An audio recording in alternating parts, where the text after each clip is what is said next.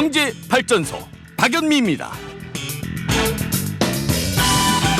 피자를 나누는 방식에는 여러 가지가 있습니다. 넷이 4분의 1로 나눌 수도 있고, 배부른 사람이 좀 덜 먹으면 나머지 몫이 커질 수도 있죠. 5차 재난지원금 지원 방식을 두고 의견이 갈립니다. 소득 하위 80% 가구에 1인당 25만 원씩 가구원 수대로 곱해서 준다는데, 어떤 걸 소득 기준으로 삼을지, 맞벌이는 예외로 둘지 쟁점이 많습니다. 소상공인은 최대 900만 원까지 지급한다는데, 역시 현장에서는 방역 협조의 대가가 야박하다, 이런 반론도 있습니다. 한정된 재화를 나눌 때 모두를 만족시킬 순 없겠죠. 다만 기준을 정하는 사람들에겐 그걸 납득시킬 의무도 있는 법입니다. 7월 2일 금요일 경제발전소, 저는 박연미입니다.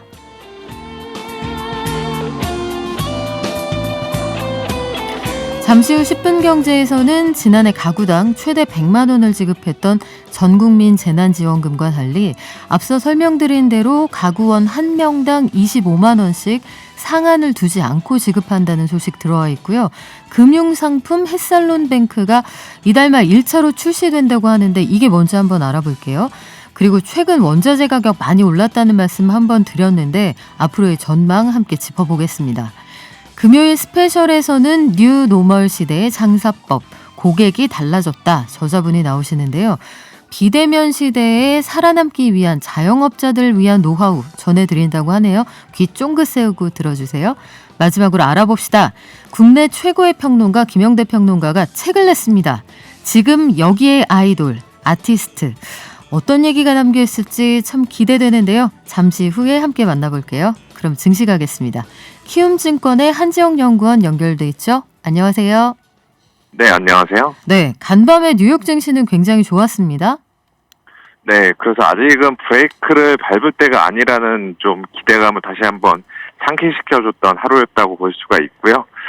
일단은 OECD에서 글로벌 법인세 최저세율 15%를 합의했다는 소식, 또 반도체 업황에 대한 둔화 우려가 부각이 됐었지만, 주간 발표된 실업 지표, 그리고 6월 미국의 제조업 지수를 통해서 경제 정상화에 대한 기대감을 다시 한번 확인했다는 소식이 투자 심리를 개선시키면서 3대 증시 모두 상승세를 보였고요.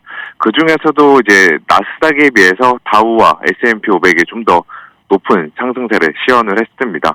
그리고 방금 말씀드린 실업 지표 같은 경우 지금 주간 실업 수당 청구 건수가 36.4만 건으로 작년 3월 코로나 팬데믹 이후 최저치를 경신을 했습니다.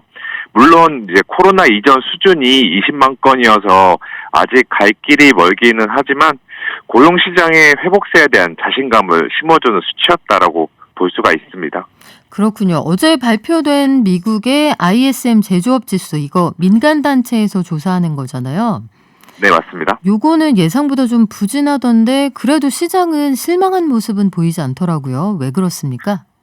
예, 그래서 말씀하신 대로 예상보다 부진했고, 또 그 안에 세부 항목 중에서 기업들의 원재료 가격 및 공급 가격과 관련된 가격 지수가 크게 올랐습니다. 그래서 이거는 결국에 인플레이션 급등세가 일시적인 것도 아니고, 과연 고객사 혹은 소비자들이 이렇게 높아진 제품 가격을 감당할 수 있겠냐 하는 의문과 불안이 들 수는 있습니다. 하지만 신규 주문과 생산이 호조세를 보였다는 점에 저는 주목하고 있는데요. 다시 말해서 생산이 늘어났다는 거는 결국에는 신규 주문이 증가했다는 거고, 신규 주문이 증가했다는 거는 미국 내 수요가 강한 상태라고 볼 수 있습니다. 그래서 저는 이렇게 수요가 끌고 올라가는 수요 견인 인플레이션은 결코 나쁜 현상이 아니고, 여기에 대해서 저희가 과도한 불안감을 가질 필요는 없다라고 좀 보고 있습니다. 그렇군요. 이 필라델피아 연방준비은행 총재, 조기의 테이퍼링, 그러니까 돈을 조금씩 그 시중에 풀리는 양을 줄여야 한다라고 발언을 했는데, 네. 옛날 같으면 증시가 화들짝 놀랄 거 아니에요. 네네. 그런데 이것도 역시 증시에서 별다른 반응이 없었단 말이죠. 이건 또 왜 그렇습니까? 예, 어제 같은 경우도 약간 좀 이러한 변수에 좀 익숙했다라고 볼 수가 있는데, 그래서 이 필라델피아 연은 총재는 테이퍼링을 늦게 시작하는 것보다는 차라리 일찍 시작하는 것이 낫다라는 입장을 표명했습니다. 또한 지금의 높은 인플레이션이 연준의 금리를 바라보는 전망에 영향을 줄 것이며 자기가 봤을 때 연준의 첫 금리 인상은 2023년이 될 것이라고 밝혔는데요. 그래도 이분의 발언 같은 경우는 최근에 이제 2022년 말에 금리 인상을 주장한 이른바 세세 전환을 한 다른 연준 위원들에 비해서는 덜 매파적이었다는 점이 어제 시장에서는 크게 그 영향을 주는 게 제한적이었다라고 좀 바라보고 있습니다. 그렇군요. 이미 우리가 소뚜껑 보고 많이 놀라서 자라보고는 더 이상 놀라지 않는 것 같기도 한데요. 네, 오늘 적절한 표현입니다. 네. 네, 우리 증시는 어떻게 출발했습니까? 예, 지금 보합 수준에서 지금 소폭 왔다 갔다 하고 있는 이러한 상황이고요. 아무래도 이제 오늘 밤에 발표된 미국 고용지표, 비농업 부분의 고용지표를 둘러싼 경계 심리가 조금 지수가 반등하는 흐름을 제한하고 있는 것으로 보입니다. 다만 현대차랑 기아차 같은 경우는 6월에 자동차 판매 실적이 차량용 반도체 공급 부족에도 불구하고 선방했다는 소식에 지금 다른 대형주들에 비해서 상대적으로 주가가 강세를 보이고 있는 이러한 상황이고요. 어제 또 급락세를 보였던 SK이노베이션 같은 경우, 즉 배터리 사업 부분을 분쇄한다는 이러한 것들이 약재로 작용해서 급락했었는데 오늘도 지금 그 여파가 계속해서 남아 있으면서 SK이노베이션 같은 경우는 하락 흐름을 보이고 있는 이러한 상황입니다. 네, 여기까지 들을게요. 지금까지 키움증권의 한지영 연구원이었고요. 방송 끝날 때 다시 만나겠습니다. 고맙습니다. 네, 감사합니다. 저희 방송 중에 샵 0951로 문자 주시면 녹용 선물 세트 보내드립니다. 짧은 문자는 50원, 긴 문자는 100원입니다. 깨어있는 경제발전소. 지금 여러분께서는 경제평론가 박연미가 진행하는 경제발전소를 듣고 계십니다. 네, 7937님 오늘 1등 하셨습니다. 아무래도 전 TBS 블랙리스트인가 봐요. 문자 안 읽어줌. 그런데 여긴 1등이면 읽어준다는 소문 듣고 왔소이다 하셨는데 그렇습니다. 저희는 딴 거 다 필요 없고요. 무조건 선착순입니다. 1등 7937님 몹시 칭찬하고요. 0907님 될지어다 믿습니다. 부자로 만들어주신다는 소문 듣고 출첵합니다. 그렇습니다. 우리 함께 공부해 볼까요? 매일 아침 쏟아지는 경제뉴스 10분만 투자하면 충분히 따라잡을 수 있습니다. 10분 경제. 정부가 2차 추경 예산안을 어떻게 사용할지 마련을 했습니다. 재난지원금은 소득 하위 80% 가구에 가구원 1명당 25만 원씩 상한을 두지 않고 지급할 계획이고요. 법정 최고금리가 낮아짐에 따라서 이 저신용층은 오히려 돈 꾸기가 어려워졌다 이런 지적이 있었거든요. 이걸 보완할 수 있는 금융권이 하나 더 생기는 모양이네요. 자세한 소식 한국경제신문 나수지 기자와 함께 알아보겠습니다. 안녕하세요. 네, 안녕하세요. 네, 정부가 이제 추경을 통해서 코로나 지원책을 내놓겠다고 했습니다. 1인당 25만 원씩 지급이 되는 모양이네요. 네, 맞습니다. 정부가 어제 2차 추경 경정 예산안 내놨는데 이게 총 33조 원 규모입니다. 여기서 원래 쓰기로 확정된 예산 3조 원 더해서 36조 원을 추가로 쓸 예정인데 이 핵심 내용이 소위 코로나 피해 지원 3종 패키지라는 건데요. 여기서 가장 많은 재원이 사용되고 관심이 높은 건 아무래도 국민지원금인데 이게 소득 하위 80%, 그러니까 상위 20% 빼고 나머지에 가구원당 25만 원씩 상한 없이 지급하겠다라는 거고, 그러니까 4인 가구라면 100만 원, 5인은 125만 원 이런 식이 되겠죠. 그리고 기초생활수급자나 차상위 계층, 한부모 가족에는 인당 25만 원이 아니라 35만 원을 지원할 계획입니다. 그래서 이 국민지원금의 추경 예산 중에 10조 4천억을 사용할 예정이고요. 나머지 3종 패키지 중에 나머지는 코로나로 매출이 줄어든 소상공인 지원에 3조 9천억, 그리고 신용카드나 체크카드 사용을 많이 하면 일부 현금으로 돌려주는 소비지원금으로 1조 1천억 투입할 예정입니다. 그렇군요. 이게 지원금을 누구에게 어떻게 줄 거냐 이거 가지고 말들이 참 많습니다. 소득 하위 80%라는 건 말씀하시는 것처럼 상위 20%를 제외하고는 모두에게 지급을 한다 이런 얘기인데 굳이 하위 80%라고 제목을 단 이유가 있을 거예요. 국민지원금 받는 분들은 어떻게 추려냅니까?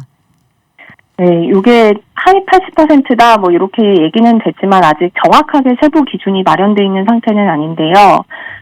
지금 건강보험료 기준으로 한다면 이 4인 가족 기준으로 연소득 1억 원 이하 정도가 아마 재난지원금 받을 수 있는 기준이 될 걸로 예상이 됩니다. 근데 예를 들어 맞벌이 가구 같은 경우는 소득이 조금 더 많을 테니까 이 연소득 기준을 조금 더 올려줘야 된다든지, 아니면 고소득 1인 가구, 이런 분들도 가구 1인이니까 소득은 적겠지만 또 고소득이니까 포함이 될 수도 있잖아요. 또는 월소득은 적은데 자산이 많은 고액자산가라든지 이런 분들은 조금 제외하는 식으로 가구 원수나 보유 자산까지 감안해서 좀 지원 대상을 추려내서 확정해야 할 예정이고요.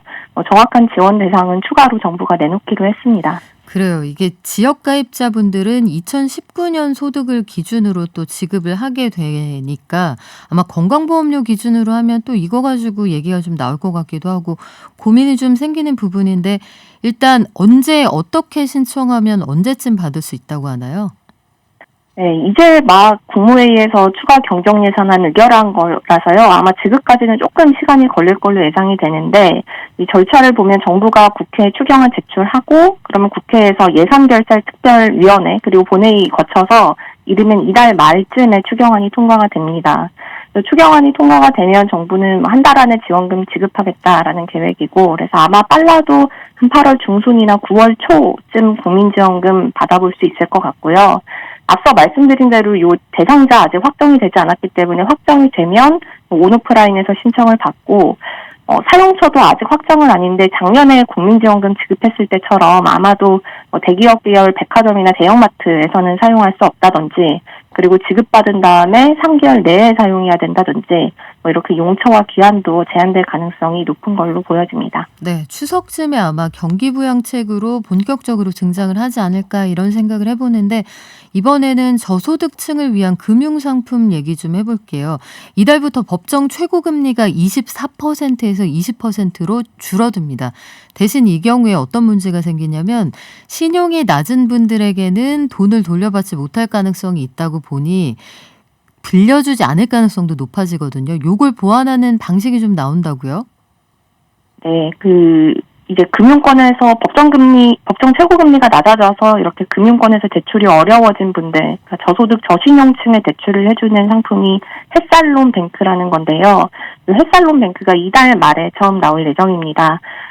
햇살론 뱅크는 최대 2천만 원 한도 내에서 돈을 빌릴 수 있고, 또 금리는 연 4.9에서 8% 정도 받을 수 있는 상품인데, 대출 받아서 쓰는데 용도 제한은 없고요. 3년이나 5년 동안 원리금을 갚아가면 되는 방식입니다. 네, 이 상품을 찾는 분들은 굉장히 급하게 그 생활비 같은 것들 마련하셔야 되는 분들이 많을 텐데, 어떤 분이 대상이고 어디에서 신청하시면 됩니까?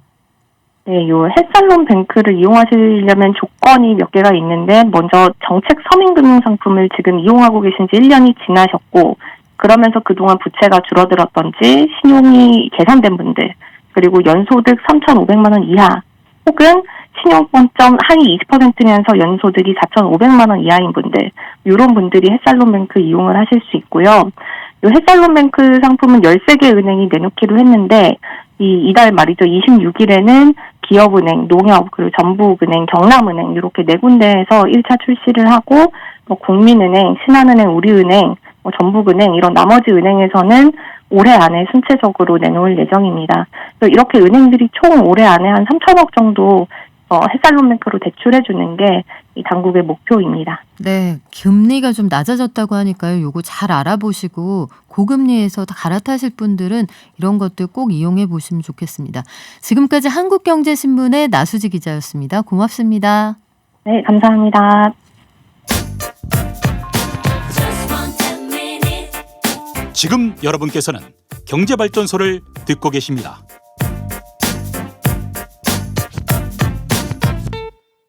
네, 재난지원금 관련해서는 의견이 참 팽팽하게 갈립니다. 왜 주면서 욕을 먹을까요? 이런 주장도 있는 반면에 조금 더 어려운 분들에게 좀 더 보태드리는 건 잘한 것 같습니다. 의견이 팽팽하게 나뉘는데요. 앞으로도 여러 가지 의견 보내주시기 바랍니다. 저희 이번에 원자재 시장 전망 한번 해볼까 해요. 원자재 시장의 가격 오름세가 심상치가 않습니다. 반년 사이에 가격 등락폭을 보면 국제 유가가 거의 50%, 구리 가격이 22% 올랐는데 농산물의 경우에도 옥수수 가격이 40% 가까이 올랐네요.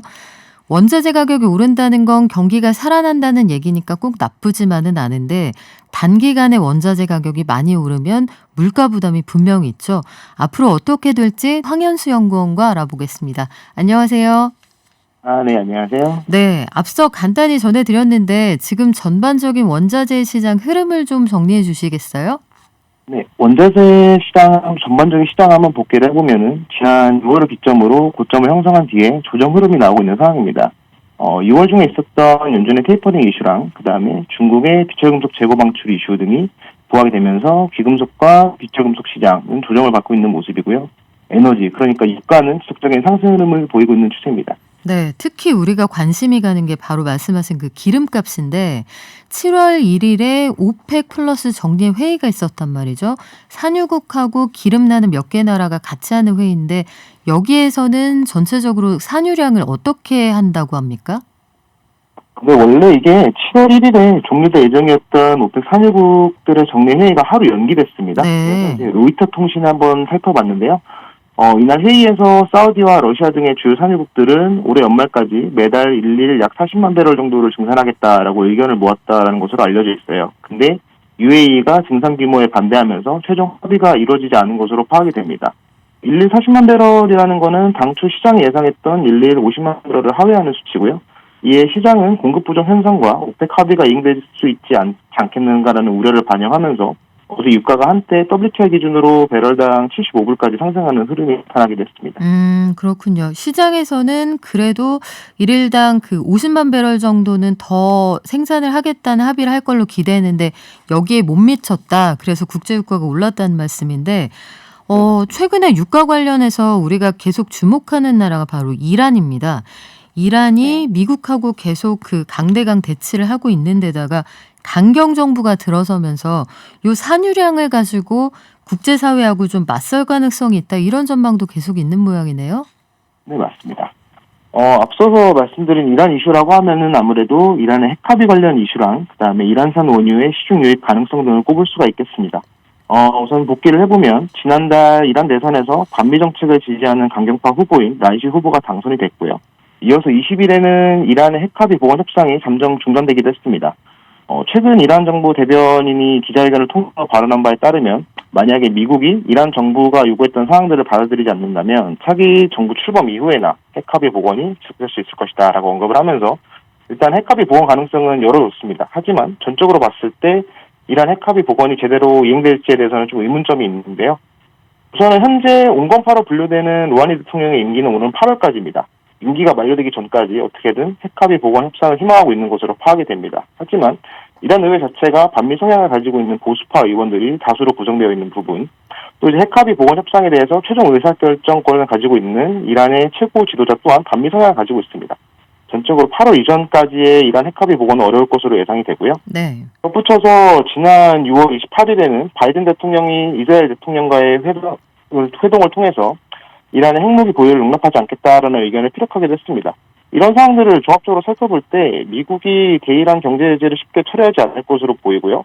아무래도 이런 상황에서는 경제 제재 또한 해제되기 어려울 것으로 보여서 이란산 원유가 시중에 유입되는 가능성은 좀 제한적이지 않을까라고 생각을 하고 있습니다. 그렇군요. 이란산 원유가 사실 미국의 제재 때문에 그동안 시장에 많이 풀리진 않았습니다만 시장 기대는 이란에 쌓여있던 재고가 나와주면 미국과의 관계 개선 속에서 이게 유가에 물을 좀 타주지 않을까 이런 기대가 있었는데 요걸 기대하기는 좀 어려운 상황 같고 또다시 뭐 주변부에서 주목해야 될 이슈가 있을까요?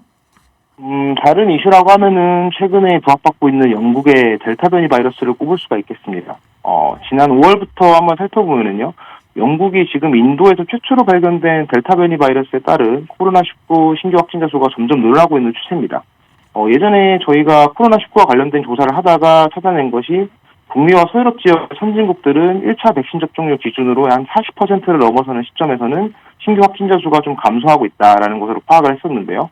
지금 영국은 1차 백신 접종률이 약 60%로 넘어가고 있는 상황인데 신규 확진자 수가 증가하고 있다라는 점은 앞서 봤던 사례들과 비교해봤을 때는 약간 엇나가고 있다 이런 것으로 파악이 되고 그래서 영국의 사례가 전적으로 부담률이 될 수 있겠다라고 생각할 수가 있겠습니다.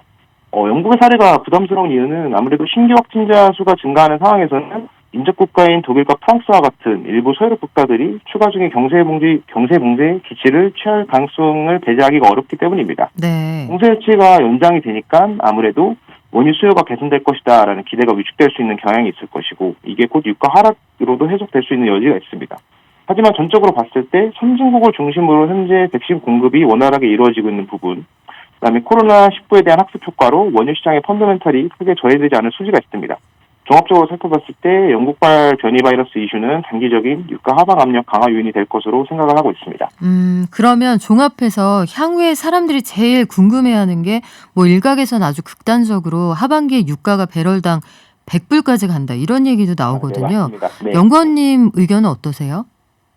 우선 저는 2021년 하반기 부분의 유가 상승세 자체는 유효하다고 생각을 하고 있지만 최근에 유가 레벨은 좀 오래된 부분이 있다라고 생각을 하고 있습니다.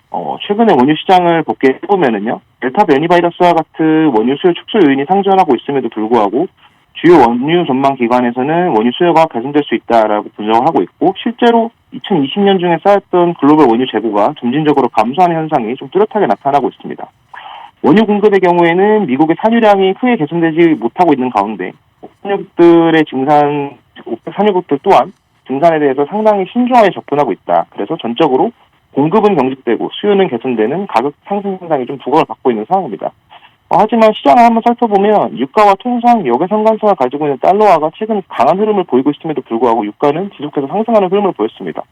또 이제 어제 시장을 한번 봤는데 오펙 정례 회의가 진행되고 있는 상황에서 급등하는 유가 흐름을 보고서 제가 느낀 거는 시장이 상당히 과잉 반응을 보이고 있다라는 생각을 하고 있고요. 네. 이런 성질을 고려해서 봤을 때 일시적인 오버슈팅 가능성 또한 배제하기는 어렵지 않은가라고 생각을 하고 있어요.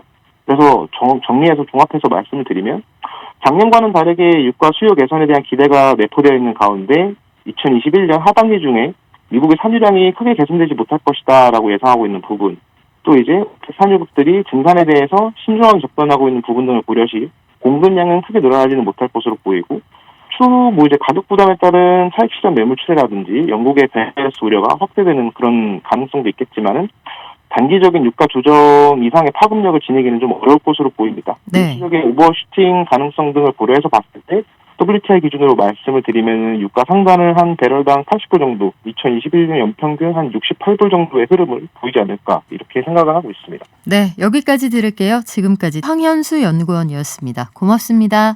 네, 감사합니다.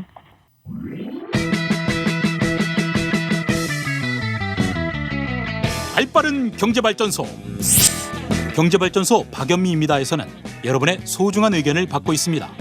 짧은 문자 50원, 긴 문자, 사진 문자 100원, 샵 0951 또는 TBS 앱을 통해 받습니다. 네, 3583님, 여기도 1등만 기억하는 그런 데인가요? 하셨는데, 그렇지 않습니다. 절대 그렇지 않고요. 3583님도 늘 기억할게요. 오늘 저희 그 자영업 하시는 분들 귀 쫑긋 세우고 들어주셨으면 좋겠는데요. 더 나은 서비스 경영연구소의 현성훈 대표님하고 같이 자영업이 살아남는 방법 알아볼 거예요. 손님한테 인사 먼저 드릴까요? 안녕하세요. 네, 안녕하세요. 네, 더 나은 서비스 경영연구소의 현성훈 대표님 오셨는데요. 네네. 요즘 이런 생각이 들어요. 외식 사업이 정말 춘추전국 시대구나. 네. 배달이 가능해지면서 전통적인 상권의 개념도 무너졌고 네네. 이제 전국 어디든지 어떤 맛인지 리뷰하는 시스템이 실시간으로 갖춰져 네. 있잖아요. 그러면 18년 동안 외식업계에서 경험을 쌓아서 뭐 하나 허투루 넘기는 법이 없어서 업계에서는 우리 현 대표님을 현 검사님이라고 부른다고 해요.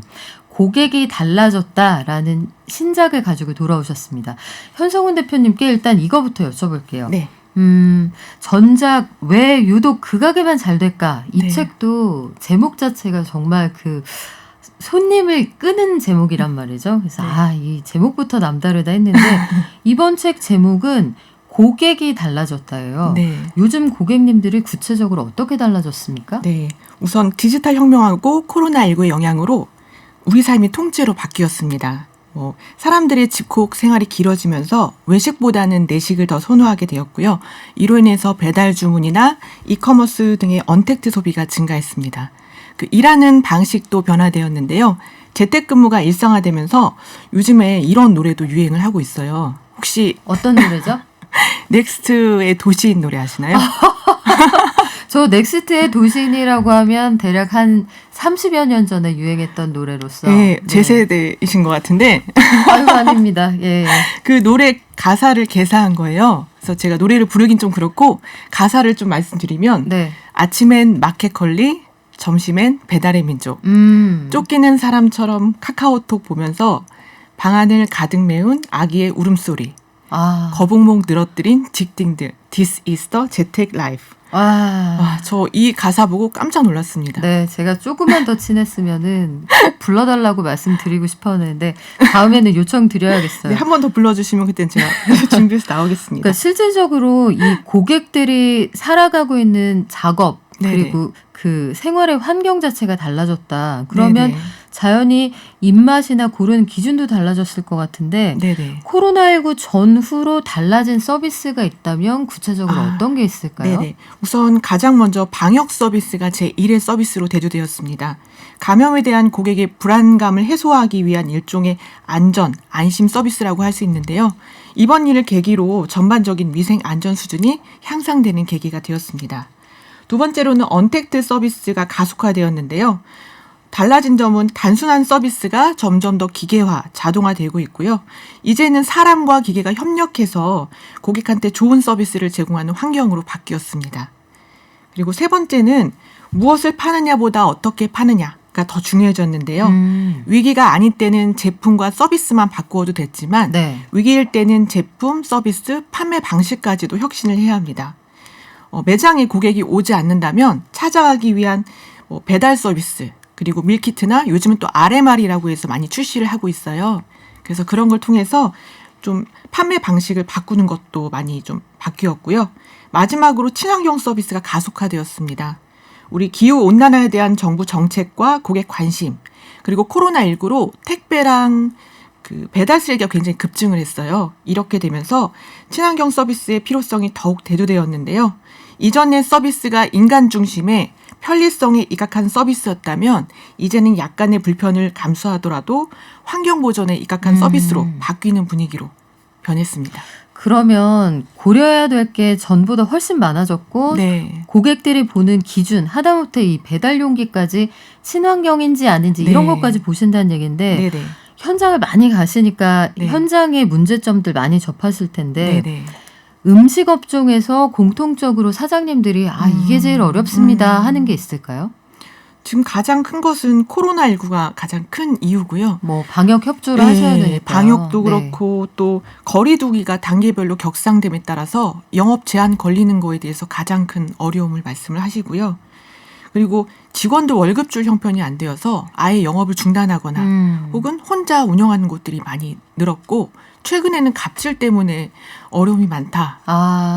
그 나쁜 손님들, 일부 나쁜 손님들 말씀하시는 것 같은데 딱 떠오르는 사례가 있네요. 최근에 그 새우튀김 1개 그거 환불해달라고 가게 주인을 못 살게 굴었다가 이분이 안타깝게도 이 사장님이 돌아가셨어요. 그리고 이 남편분도 지금 건강이 안 좋으시다고 하고 결국 문을 닫는다는 얘기를 들었습니다.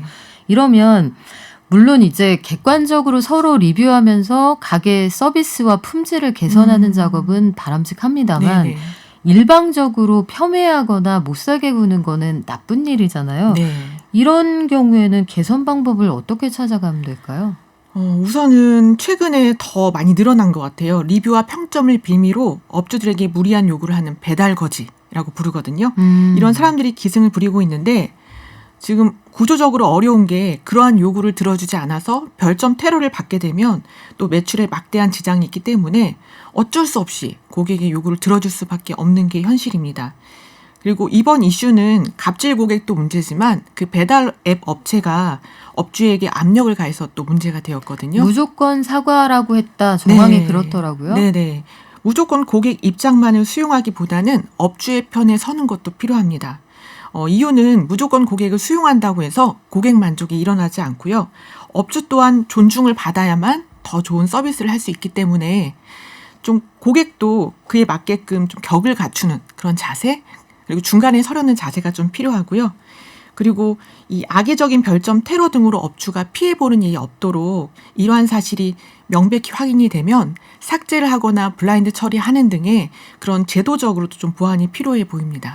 근데 그런 생각도 들더라고요. 만약에 평소에 굉장히 평점이 좋았던 가게면 9개의 평점이 좋으면 한 네. 개의 평점이 굉장히 튀는 게 있으면 네네. 합리적으로 아마 다른 소비자들도 의심해 보시지 않을까요? 근데 그렇게까지 고객이 관심 있게 모든 걸 다 보진 않고요. 아, 가장 그렇군요. 최근의 걸 보고 그래서 영향력이 큰 네. 거군요.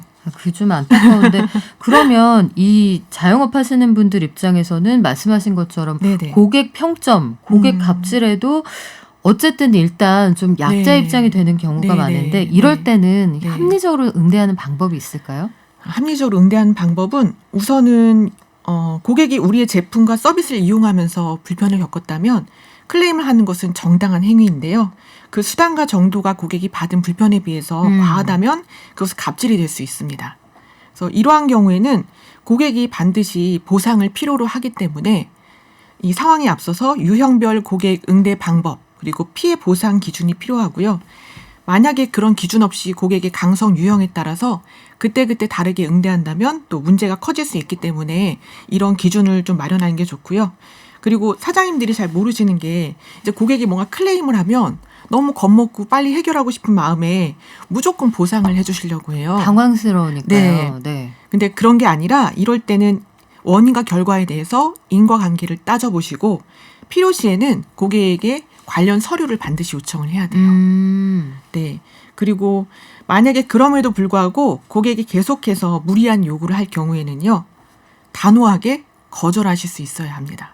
거절하실 수 있으면 좋은데요. 만약에 네. 제가 작은 음식점을 한다고 치면 네. 앞서 말씀드린 그런 새우튀김 환불 사건 네. 같은 경우에 그런 고객이 계속 혼자 장사하는데 네, 일을 네. 못할 정도로 방해를 하고 괴롭히면 네. 네. 이거 거절하기가 쉽지 않을 것 같다는 생각도 들거든요. 근데 모든 고객이 다 같은 고객이 아니고요.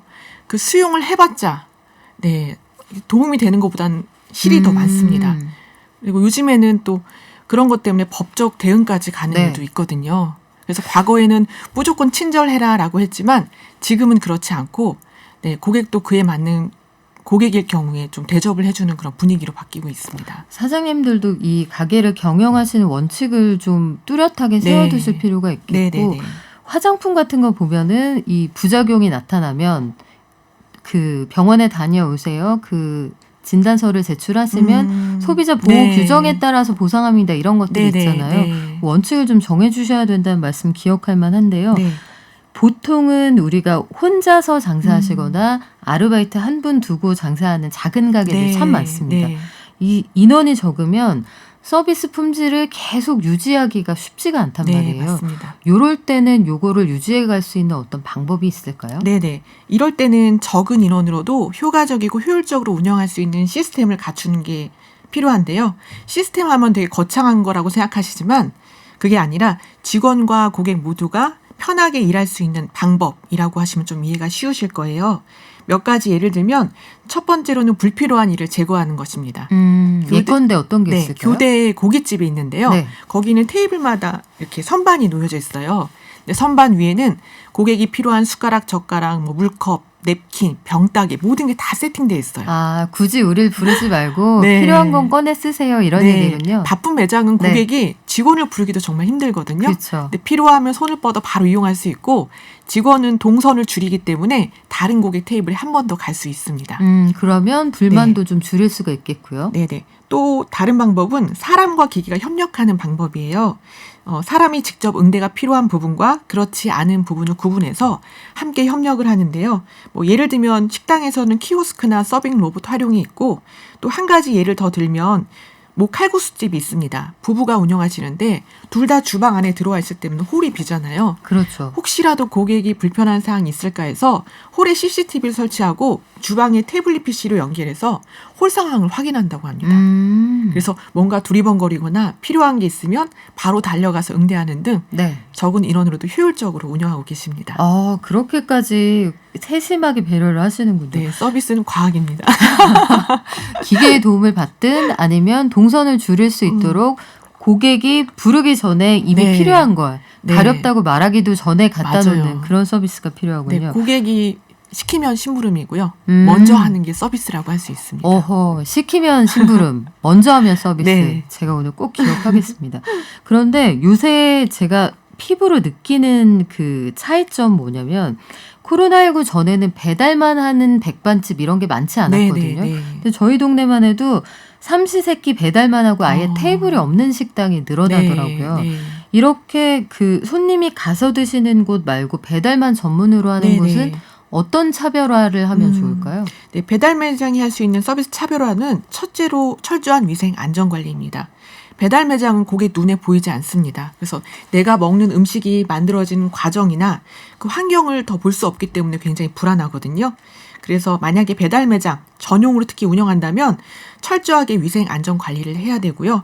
한 치킨집을 예를 들면 그 사장님은 매일 밤 11시에 청결하게 청소한 매장 사진을 매일같이 배달 앱에 올립니다. 아, 우리 매장을 믿고 이용할 수 있습니다라고 고객과 소통하는 것인데요. 네. 그래서 굉장히 많은 고객들의 사랑을 받고 있고 그리고 고객과 대면하지 않고도 만족시켜야 하는 게 지금 언택트 서비스에 또 우리가 필요한 사항이기도 한데 배달 매장은 접점이 많잖아요. 주문도 앱으로 하고 요즘은 다 비대면으로 배달을 하기 때문에 고객은 음식 그 하나로만 우리를 평가하게 되는데요. 이때 음식의 맛뿐만 아니라 뭐 포장 상태, 비주얼, 온도, 향, 사장님의 정성이 담긴 메시지 이런 게 있다면 더 고객은 거기에 만족을 하고요. 또 디치킨이 있습니다. 이 치킨은 비대면 배달을 원칙으로 하는데 특이한 점이 절대 치킨을 맨 바닥에 놓지 않습니다. 치킨은 대접받아 마땅한 존재라고 해서 치킨 안전지대라고 쓰인 종이를 깔고 네. 그 위에 치킨을 올리고요. 어허, 돗자리를 깔아주는군요. 네, 이게 교차 오염도 또 방지할 수 있기 때문에 또 안전하기도 하거든요. 네. 그래서 이런 걸로 와, 이 집은 내가 직접 가지 않아도 믿고 이용할 수 있어라고 해서 고객한테 마음 호응을 얻고 있습니다. 그렇군요. 내가 이렇게 대접받는 치킨을 먹는 사람이다라는 네. 만족감까지 준다는 말씀인데 네네. 저도 그 얘기 들었습니다. 배달 전문 음식점에서 사장님이 메모 써주신다는 거. 네. 하루하루 응원하는 메시지를 네네. 그거를 받아서 보시면서 혼밥하는 분들이 힘을 얻었다 이런 네, 얘기도 맞습니다. 들었는데 할 일이 진짜 많네요. 네. 책을 보면은 그래서 고객의 경험이 중요하다 네. 이렇게 강조를 네네. 하셨어요. 고객이 이제 서비스와 제품을 구입하는 것에서 한 발 더 나아가서 경험까지 네. 기억한다는 건데 네네. 그러면 고객의 기억에 남을 만한 경험 이걸 네. 어떻게 디자인하면 될까요? 우선 그 경험을 설계하기 위해서는요. 감성과 심리를 다루는 행동 경제학을 바탕으로 설계하는 방법이 있는데 피크앤드 효과라는 게 있습니다. 사람들이 과거의 경험을 평가할 때 네. 전체를 종합적으로 평가하기보다는 가장 감정이 고조되었을 때와 그리고 가장 최근의 경험을 중심으로 평가하는 걸 말하는데요. 고객에게 서비스를 했을 때 모든 순간을 다 기억하진 않습니다. 대신에 좋았던 몇 가지 순간은 오래도록 기억을 하는데요. 이를 위해서 초기에 서비스를 한다면 약하게 강도를 가고요. 마지막에 갈수록 강도를 강하게 하면 고객에게 좋은 경험을 설계할 수 있는데 제가 한 가지 예를 들면 선능에 있는 고깃집이 있는데요. 이곳은 계산을 마치고 나가는 고객에게 뭔가 선물을 들려줍니다. 아하, 어떤 선물이요? 미역국이에요. 미역국이요? 네, 여기 스토리가 있는데 네. 여기가 그 오피스 상권이고 주 고객이 직장인이에요. 그러니까 아침을 굶고 출근하기 일수이니까 집에 즉석밥은 하나 있잖아요. 네. 미역국에 말아서 든든하게 먹고 가길 바라는 이 사장님의 마음인 거예요. 푸근하다. 그렇죠. 약간 엄마가 챙겨주는 그런 맞아요. 느낌을 준다는 얘기네요. 네, 자신이 지단 다녔을 때 엄마가 가끔씩 와서 미역국을 끓여주고 가면 너무 그게 든든하고 좋았다는 거예요. 그래서 네. 그 이후로 고객들이 앞의 경험이 특별하지 않아도 마지막에 사장님의 마음을 손에 들고 가는 거잖아요. 고깃집에 미역국 받으러 가는군요. 네. 그래요. 그런 것들이, 그런 작은 배려 같은 것들이 네네. 손님의 마음을 움직인다 이런 말씀인데 네, 맞습니다. 커피숍들도 요새 뚜껑에 메시지 네. 적어주는 데들 있잖아요. 네. 근데 오늘은 어떤 메시지가 나한테 올까 궁금해서 그 커피숍만 간다 이런 분들도 계시거든요. 사실 우리가 별다방 이런 데에서 주는 그 별 모으는 것도 내가 돈으로 그 물건 충분히 살 수 있는데 굳이 모으고 싶은 건 하나의 엔터테인먼트적인 요소를 주는 거잖아요. 네. 말씀하신 것들이 실제로 참 적용되면 좋겠다는 생각이 드는데 저는 이 문장이 참 인상적이었어요. 최고의 서비스는 없다. 단지 더 나은 서비스만 있을 뿐이다. 네. 다들 식당에 최고의 서비스로 모시겠습니다 해놨는데 네. 이걸 발상을 뒤집는 표현이었고 질적으로 만족할 만한 서비스를 제공하기 위해서는 네, 네. 사회적 약자 그리고 네. 우리가 그동안 생각하지 못했던 애완동물 네. 그 반려견까지 배려할 필요가 있다 이런 말씀하셨더라고요. 네, 맞습니다. 이 서비스에 대한 고객 기대 수준이 점점 더 높아지면서 이 서비스의 대상이 확대되었습니다. 예전에는 인간 중심, 사람 중심이었잖아요. 이제는 동물, 환경, 생명 중심으로 더 확대가 되었어요. 뭐 반려견의 이유는 지금 우리의 가족이라고 할 수 있거든요. 네. 어린 아이를 배려하는 것처럼 이 반려견이지만 나의 자식과 같기 때문에 고객을 만족시키기 위해서는 반려견까지 배려해야 된다는 이야기입니다. 네, 우리 아이라고 부르더라고요. 네. 그래요. 제가 미처 생각하지 못했던 것도 오늘 많이 배웠는데 다음에 한 번 더 배워야 될 것 같은 생각이 드네요. 네. 지금까지 고객이 달라졌다의 저자 더 나은 서비스 경영연구소의 현성훈 대표님과 함께했습니다. 네, 고맙습니다. 감사합니다. 네. 깊이 있는 경제발전소 시민과 함께 공부하는 경제시사 프로그램 경제발전소 박연미입니다.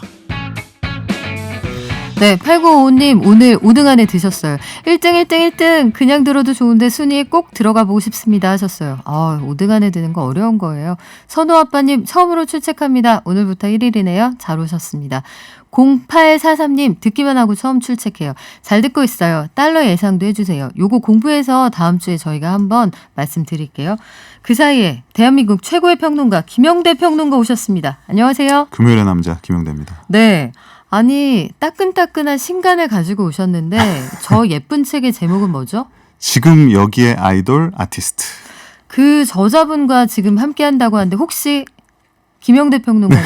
맞습니다. 네. 화제의 책. 화제의 책이죠. 지금 여기에 아이돌 아티스트의 저자 김영대 평론가와 함께합니다. 오늘 오시면서 음악 당연히 듣고 오셨을 것 네. 같은데 뭐 들었어요? 오늘은 오면서 신곡 이달의 소녀 PTT. 이달의 소녀 PTT. 네. 이거는 저도 아직 못 들어봤는데 네, 새로 나왔어요. 소녀들을 픽하신 이유는? 새로 나와서. 그리고 제 책에도 이달의 소녀에 대한 네. 얘기가 있어요. 한 챕터로. 네. 이게 제 책이 이제 10팀의 아티스트를 이제 한 챕터씩 그 아티스트에 대해서 집중 분석을 하거든요. 그런데 그 중에 한 챕터로 이달의 소녀가 들어가 있어서 네. 또 아무래도 신곡에 대해서 좀 더 뭐랄까 관심 갖고 볼 수밖에 없었죠. 네, 한번 저도 들어볼까 싶은데 음악 평론가는 대체 음악을 어떻게 골라서 어떻게 들을까 이거 궁금하기도 해요. 어때요? 그러니까 듣는 거는 가급적이면 나온 것만 한번 다 들어보려고 해요. 근데 모든 곡을 다 들어볼 순 없고 그 좀 화제의 곡들 그리고 제가 평소에 관심 가지고 있는 아티스트들 위주로 들어보는데 약간 좀 피곤하죠. 뭐냐면 이게 편하게 듣는다라기보다는 들으면서 계속 그거를 머릿속에서 뭔가 언어화를 한다고 할까? 생각하시는구나. 그렇죠. 이 느낌은 뭐라고 표현할 수 있을까? 여기에서 쓴 이 베이스는 요거 좀 줄여야 되지 않나? 뭐 이런 그런 생각. 것도 당연히 있죠. 이게 막 거슬리는 부분이 있거든요. 음. 또 그런 것들도 이렇게 염두에 두면서 듣기 때문에 뭐 이걸 영어로 이제 크리티컬 리스닝 비판적으로 네. 듣는다 이렇게 말을 하는데 이제 그런 쪽으로 수십 년을 훈련이 되다 보니까 약간 순수하게 음악을 즐기는 기쁨 같은 것들은 사실 사라졌어요. 그래서 많은 분들이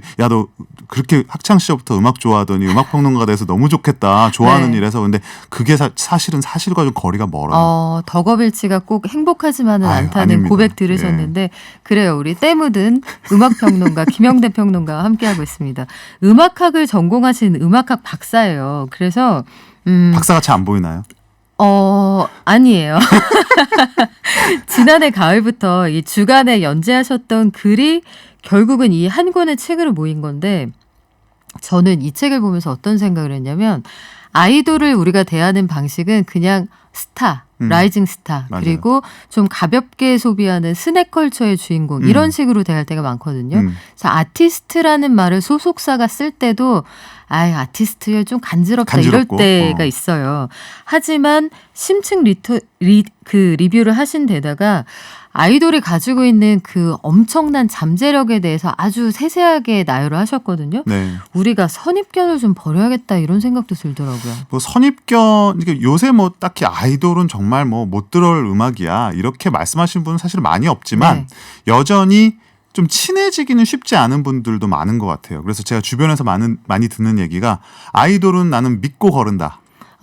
음악성에 대해서 난 신뢰하지 네, 않는다. 뭐 가령 뭐 서양 수박 음악 차트 같은 데서도 음. 전체 선택을 한 다음에 아이돌만 이렇게 빼고 들으시는 분들이 있어요. 굳이 왜 그러실까요? 그러니까 뭐랄까 어떤 거기 아이돌이라는 음악에 대한 어떤 그림이 있는데 그게 뭔가 나한테 안 맞다라는 느낌이 아마 있으셔서 그럴 것 같거든요. 그래서 저는 이런 말을 해요. 영어로 하면 why not? 그러니까 그렇지 않은데 한번 이것도 우리가 좋아할 수 있는 음악이라는 생각을 한번 갖고 들어보면 어떨까라는 생각에 제가 한번 이 책을 써보기로 한 거예요. 그러니까 아이돌이라는 게 아까 말씀드렸지만은 아예 덕후들이 듣는 음악이거나 네. 아니면은 아예 믿고 거르는 음악이라는 좀 이런 이분법적으로 나눠져 있어요. 그래서 저 같은 사람이 소위 말하는 덕후 출신이 아닌 일반 음악 평론가가 우리도 한번 들어보면 이런 매력이 있어라는 거를 진짜 덕후만큼 깊이 하지만 시선은 좀 일반인적인 시선에 가깝게 한번 풀어내 보려고 한 거죠. 그렇군요. 그래서 책을 보시면 그 10개 챕터에 각각의 아티스트에 대한 아주 심층적인 리뷰가 있지만 또 재미있는 게 QR코드를 넣어두셨어요. 네. 그래서 이때 지금 언급하고 있는 노래를 휴대폰 QR로 찍으면 바로 들을 수가 있게 해놓은 게 재밌었는데 저도 선입견을 정말 깨게 된 이유가 있습니다. NCT U From Home이라는 노래를 듣고 와 아이돌의 음악성이라는 것이 당대의 베토벤이구나 이런 생각이 들었거든요. 아니 진짜 아까 와이낫이라는 말이 네. 그래서 나온 건데 왜 아이돌의 음악이 지금 가장 최첨단의 최고 수준의 음악이라는 생각을 우리가 굳이 하지 못할까 이런 생각을 한 거예요. 실제로 우리가 모르는 사이에 그렇게 많이 변화해왔고 그래요. 진화해왔고 그리고 사실은 세계적으로는 그렇게 평가를 받고 있어요. 근데 다만 우리가 이제 그 춤을 추는 젊은 소년소녀라는 어떤 이미지가 있기 때문에 뭔가 그들에게는 음악적 깊이가 없을 거야라는 생각을 사실은 이렇게 자동으로 하게 되는 분들이 있는 것 같아요. 우리의 평가가 그동안 좀 야박했던 거죠. 잘 생각해보면 베토벤, 슈베르트, 모차르트 다 당대 최고의 아이돌입니다. 맞아요. 클래식이라고 우리가 지금 얘기하지만 5살 때부터 세계를 돌며 공연을 했고 이런 친구들이잖아요. 그런데 그래서 아이돌에게 아티스트라는 표현을 하신 건데 한국의 아이돌 저는 이게 자연스럽게 어깨에 힘이 들어가게 하는 우리의 아주 대표적인 문화상품이라고 보는데 우리 아이돌들은 왜 이렇게 잘합니까? 그러니까 이게 산업적인 면이 커요. 뭐냐면 한국 대중음악이 그 90년대 이후에 사실 이게 레드오션화가 됐어요. 그러니까 이게 경제적인 논리가 있는 거거든요. 그러니까 일본이나 미국 같은 경우는 자체적으로 돈을 많이 벌 수 있고 수익을 높게 창출할 수 있기 때문에 굳이 밖으로 뻗어나가는 생각을 그쵸. 하지 못했습니다. 내수 시장이 워낙 크니까요. 특히 일본이 그래요. 일본은 네. 뭐 제2의 세계 제2위의 내수 시장을 갖고 있기 때문에 근데 한국은 내수 시장이 좁기 때문에 세계로 뻗어나가야 되겠다는 생각을 좀 빨리 한 거예요. 그러다 보니까 어떻게 되냐면 음악을 글로벌 스탠다드에 맞춰야겠다. 이런 강박 같은 거죠. 그래서 그게 사실은 뭐 좋을 때도 있고 나쁠 때도 있는데 결과적으로 보면 그것이 지금 K-팝을 세계적인 수준의 음악으로 끌어올리는데 아주 짧은 시간에 이 압축 성장이라는 말 있잖아요. 네. 이 K-팝에도 사실은 그대로 적용이 돼요. 우리나라 멋있는 것 같아요. 또 하나는 네. 우리 왜 엘리트 교육 이런 말 있잖아요. 그리고 교육열이 높다. 근데 이게 아이돌 산업에도 막 적용이 되는데 사람들이 아주 높은 수준을 바랍니다. 실제로. 예, 그냥 뭐 평범한 스타를 바라는 게 아니라 노래도 잘하고 네. 랩도 잘하고 춤도 잘 추고 예쁘고 이런 어떤 종합적인 퀄리티를 원하기 때문에 그거에 맞춘 어떤 눈높이에 맞춘 교육을 계속 시키다 보니까 실제로 이런 결과가 있지 않았나. 그리고 서로 상호 비교를 하고 끊임없이 그쵸 팬들 소속사들끼리도 간에도, 팬들 간에도 그래서 그런 생각이 들어요. 이 갓 데뷔한 신인들을 보면 충전이 막 완전히 충전이 된 배터리 같다는 느낌이 드는데 그렇죠. 언어가 달라도 그래서 이런 열정의 세계가 빠져드는 거군요. 맞습니다. 이게 저는 굉장히 보편적이라고 생각이 들어요. 뭐냐면 전 쉽게 말해서 예쁘고 노래 잘하고 잘생기고 춤 잘 추고 음악이 트렌디한데 그걸 싫어할 수 있는 사람이 있을까? 듣기만 해도 좋다. 웬만큼 네. 마음이 삐뚤어지지 않고는 싫어할 수가 없습니다. 그래서 사실은 삐뚤어질 테다 하지 않고서야. 그렇죠. 네. 그러니까 나는 이걸 아예 안 들을 테야 이렇게 결심을 하지 않는다 그러면 이건 정말 가장 자연스럽게 어떻게 보면 빠져들 수밖에 없는 그런 미학이거든요. 그래요. 그러면 우리 지금도 되게 잘하고 있지만 평론가이시면서 우리 이 아이돌과 아티스트들에 대한 애정이 누구보다 강한 분이란 말이에요.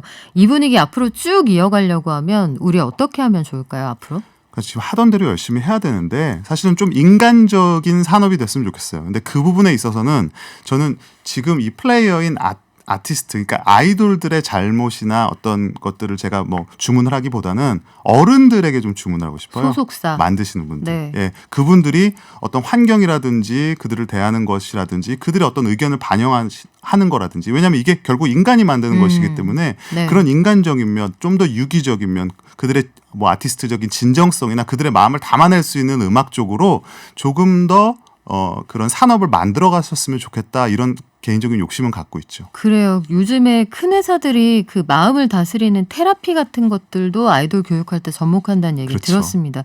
앞으로 아이돌도 행복하고 우리도 계속 자랑스러운 분위기 이어갔으면 좋겠네요. 지금까지 대한민국 최고의 평론가, 세계로 뻗어나가는 김영대 평론가와 함께했습니다. 고맙습니다. 고맙습니다. 증시 가볼까요? 키움증권의 한지영 연구원 연결돼 있습니다. 한지영 연구원님. 네, 나와 있습니다. 네, 지금 코스피 어떻습니까? 네, 아침에 출발했을 때보다 상승세를 확대하고 있는 이러한 상황이고요. 코스피 기준으로 플러스 0.3%대 강세를 보이고 있습니다. 그리고 오늘 전체적인 증시 키워드는 유가, 코로나, 정치 이렇게 세 개로 좀 엮어볼 수가 있는데 일단은 뭐 삼성 엔지니어링, S-오일 같은 이제 업종 같은 경우는 그 국제 유가가 배럴당 75불을 돌파했다는 소식이 호재로 작용하면서 강세를 보이고 있고 또 진원생명과학과 같은 코로나 치료제 주들은 델타 변이 확산 우려가 일종의 호재성 재료로 작용하면서 강세를 보이고 있습니다. 그리고 건설, 인테리어, 리모델링 관련 테마주들은 지금 정치 테마주랑 엮여서 동막 급등세를 보이고 있는데 이거는 어제 이재명 경기도지사가 대권 선언을 함으로써 그분이 제시했던 기본주택 관련된 이슈들이 재차 부각이 되면서 테마주들이 같이 움직이고 있는 이러한 상황입니다. 그렇군요. 오후장에 변수가 있을까요? 예, 오후장에 그 장중에 발표된 뚜렷한 뭐 대내외 경제 지표나 이벤트들은 없고요. 아까 말씀드렸다시피 오늘 밤에 발표되는 미국 고용 지표를 둘러싼 관망 심리가 계속해서 증시에 남아있을 것으로 예상이 되는데 오늘 지금까지 분위기 봤을 때는 오후장에도 이렇게 소폭 강세 흐름을 이어가지 않을까라고 좀 전망을 하고 있습니다. 네, 여기까지 들을게요. 키움증권의 한지영 연구원님 고맙습니다. 네, 감사합니다. 네, 문자 굉장히 많이 왔네요. 8786님, 신뢰를 주는 감성의 음악평론가 김영대님, 새 책 잘 읽겠습니다. 역시 경제발전소 듣기만 하다 문자 보내요. 건강해라님, 와, 김영대 평론가님 매주 나와주세요. 이미 매주 나오고 있거든요.